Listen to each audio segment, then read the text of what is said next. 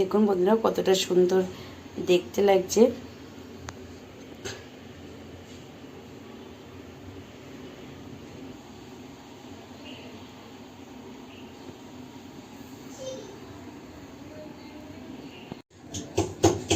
দেখুন বন্ধুরা, এই রেসিপিটি করার জন্য আমি এখানে ছোলার ডালের বড়া করব। তো তার জন্য 4 থেকে 5 ঘন্টার মতন ছোলার ডালটা ভিজে রেখেছিলাম। আর দেখুন এতটা কিন্তু বড় বড় হয়ে ভিজে গেছে।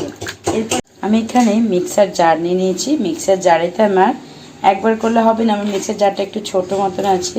আমি দুবার ধরে, আর ছোলার ডালটাও অনেকটা নিয়েছি এখানে। তো তার জন্য কিন্তু আমি এখানে দুবার ধরে ভালো করে কিন্তু এটা স্মুথ একটা পেস্ট মতন টাইপের করে নেবো, যাতে কোনো দানা দানা ভাবটা আর কি না থাকে। তো সেই পর্যায়ে পর্যন্ত ভালো করে আপনাদেরকে পেস্ট করে নিতে হবে।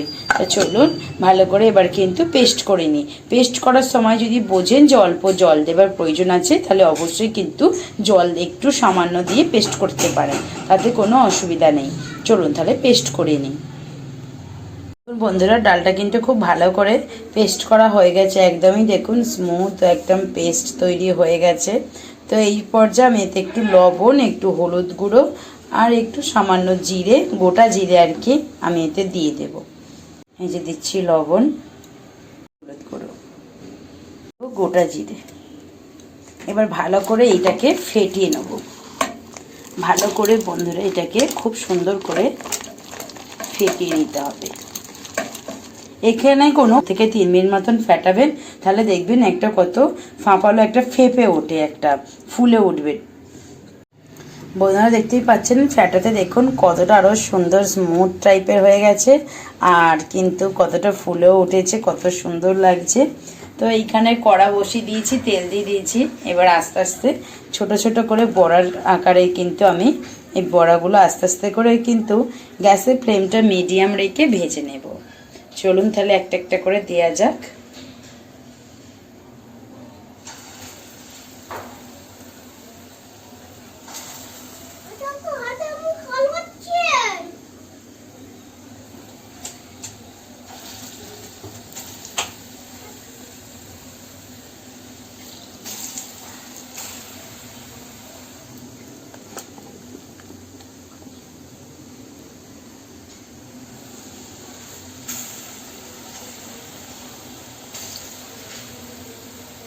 গুলো দেয়া হয়ে গেছে। এক পাশটা হয়ে গেলে আস্তে আস্তে করে কিন্তু আর এক পাশের দিকে উল্টে দেবো এইভাবে।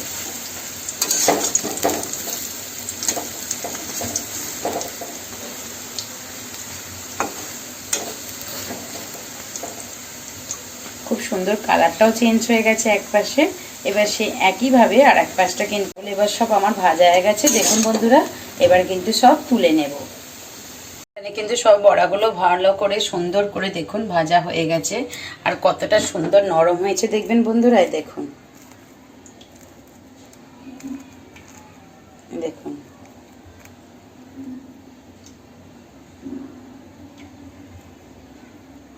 এই যে ভেতরটা দেখুন এরকম সুন্দর করে দেখুন। ডাঁটাগুলো আমি আঁচ ছাড়িয়ে যে এরকম ভাবে রেখে দিয়েছি বটিতে করে। এখানে কাঁচা লঙ্কা নিয়েছি কুচিয়ে, আদা কুচনো নিয়েছি, টমেটো কেটে নিয়েছি, দুটো মিডিয়াম সাইজের টমেটো, আর আলুগুলো একটু মোটা রেখে সামান্য মোটা রেখে লম্বা করে ভালো করে কেটে ধুয়ে রেখেছি। এবার রান্নাটা চলুন শুরু করে দিই। দেখুন এই যে বললাম আপনাদেরকে আদা টমেটো কাঁচা লঙ্কা যে আমি ভালো করে কেটে ধুয়ে কুচিয়ে নিয়েছি, তো সেইগুলো নিয়ে নিলাম এই জারেতে। এখানে এতটা পরিমাণে আমি সাদা সর্ষে নিয়েছি, এটা দিয়ে দিলাম পুরোটা। এরপর দেব পোস্ত, এরপর দিলাম দেখুন এতটাও কিন্তু পোস্ত দিয়ে দিয়েছি।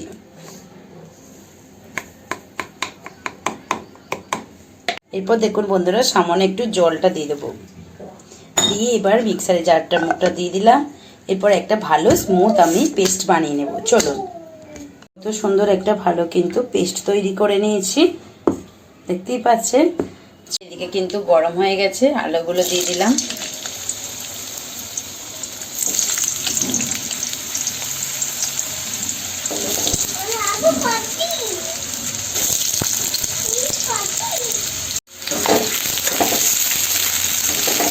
দেখুন বন্ধুরা 2 থেকে 3 মিনিটের মতন আলুগুলো ভেজে নিয়েছি। আলুগুলো গা থেকে দেখুন কালার ছেড়ে এসছে। তো এবার আলুগুলো কিন্তু তুলে নেব, দিয়ে দেবো ডাঁটাগুলো।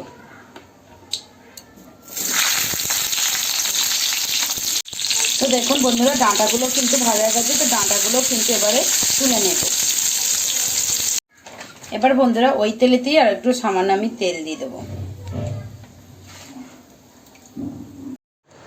তো বন্ধুরা দেখুন ওই তেলেতে আর একটু সামান্য তেল দিয়ে আমি এখানে ফোড়নের জন্য ব্যবহার করছি কালো জিরে আর দুটো শুকনো লঙ্কা।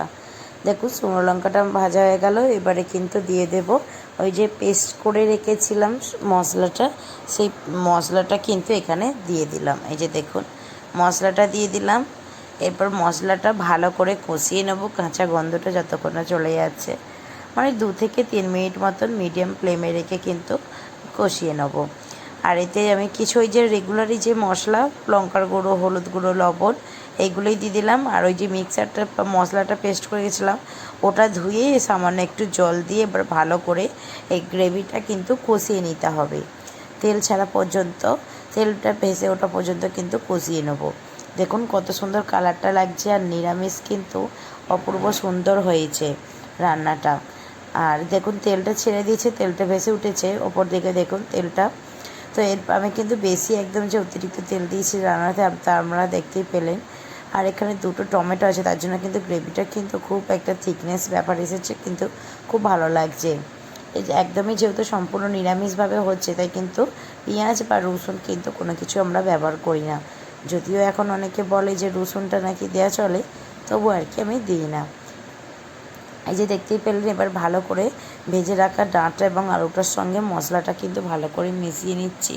মিশিয়ে নেওয়ার পরেই কিন্তু এবারে জল দিয়ে দিলাম, যাতে আলু আর ডাঁটাটা সেদ্ধ হয়ে যায় সেরকম আন্দাজ বুঝে মতন পরিমাণ মতন, আর যতটা সবজি সেই অনুযায়ী মতন কিন্তু ডুবোভাবে আমি জলটা এখানে দিয়ে দিলাম।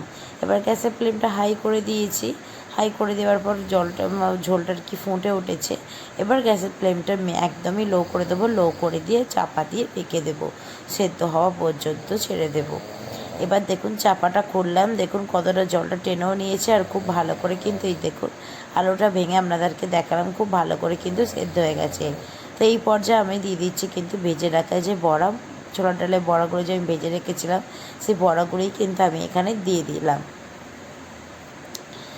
তো দেখুন বড়াগুলো দিয়ে একটু সামান্য আবার নেড়ে ছেড়ে নিয়ে না চাপা দিয়ে আবার 2 থেকে 3 মিনিটের মতন রেখে দেবো, কারণ বড়াগুলোর ভিতরে তাহলে ঝোলটা ঢুকে যাবে, তাহলে প্রত্যেকটা বড়াও কিন্তু খেতে খুব সুন্দর লাগবে। তো এখনও পর্যন্ত যারা এই রেসিপিটি দেখেছেন বন্ধুরা, তাদের কাছে একটাই অনুরোধ, একটি লাইক আর একটি ছোট্ট কমেন্ট করে জানাতে পারেনি আপনাদের কাছে কেমন লাগলো। আপনাদের মতামত কিন্তু শুনতে খুবই ভালো লাগে। আর চ্যানেলে যারা নতুন এসেছেন তাদের কাছে সেই সব বন্ধুদের কাছে অনুরোধ, চ্যানেলটি কিন্তু সাবস্ক্রাইব করে রাখতে পারেন বন্ধুরা, খুব ভালো লাগবে তাহলে আপনাদের রান্নার রেসিপিগুলো দেখতে। আর পুরনো বন্ধুরা যারা সবসময় আমার পাশে আছেন তাদেরকে আন্তরিক অনেক অনেক ভালোবাসা এবং অনেক কৃতজ্ঞ জানাই। এইভাবেই পাশে থেকো। আজকের মতন বিদায় নিচ্ছি, দেখা হচ্ছে অন্য একটি রেসিপি নিয়ে।